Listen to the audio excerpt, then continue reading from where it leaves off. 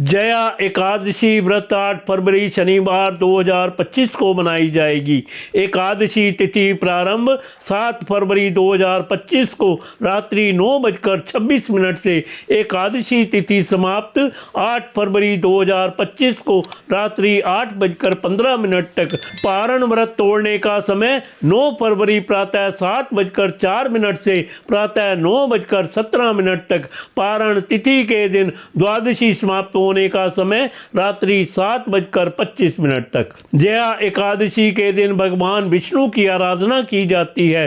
पूजन में भगवान विष्णु को पुष्प, जल, अक्षत, रोली तथा विशिष्ट सुगंधित पदार्थ अर्पित करना चाहिए।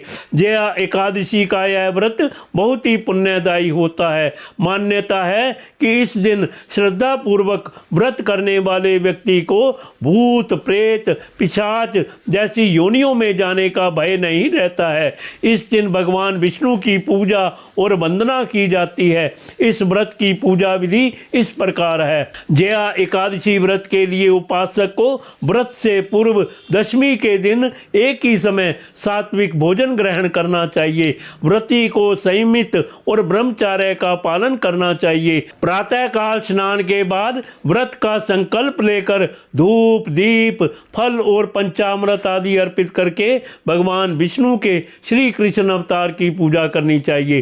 रात्रि में भगवान का श्री हरि के नाम का पूजन करना चाहिए। द्वादशी के दिन किसी जरूरतमंद व्यक्ति या ब्राह्मण को भोजन कराकर दान दक्षिणा देकर व्रत का पारण करना चाहिए। पौराणिक मान्यता के अनुसार भगवान श्री कृष्ण ने धर्मराज युधिष्ठिर के आग्रह पर जया एकादशी व्रत के महत्व तथा कथा का वर्णन किया। इस कथा के अनुसार इंद्र की सभा में उत्सव चल रहा था।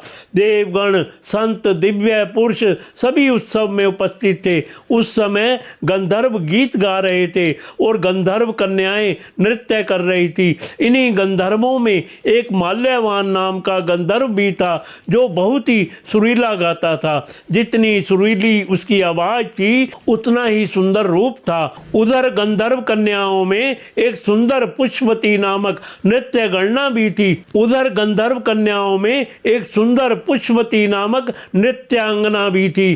पुष्पवती और माल्यवान एक दूसरे को देखकर सुध बुध खो बैठते हैं और अपनी लय व ताल से भटक जाते हैं। उनके इस कृत्य से देवराज इंद्र नाराज हो जाते हैं और उन्हें श्राप देते हैं कि स्वर्ग से वंचित होकर मृत्यु लोक में पिशाचों सा जीवन भोगोगे। श्राप के प्रभाव से वे दोनों प्रेत योनि में चले गए और दुख भोगने लगे। पिशाची जीवन बहुत ही कष्टदायक था।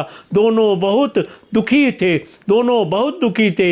एक समय माघ मास में शुक्ल पक्ष की एकादशी का दिन था। पूरे दिन में दोनों ने सिर्फ एक बार ही फलाहार किया था। रात्रि में भगवान से प्रार्थना कर अपने किए पर पश्चाताप भी कर रहे थे। इसके बाद सुबह तक दोनों की मृत्यु हो गई। अनजाने में ही सही, लेकिन उन्होंने एकादशी का उपवास किया और इसके प्रभाव से उन्हें प्रेत योनि से मुक्ति मिल गई और वे पुनः स्वर्गलोक चले गए।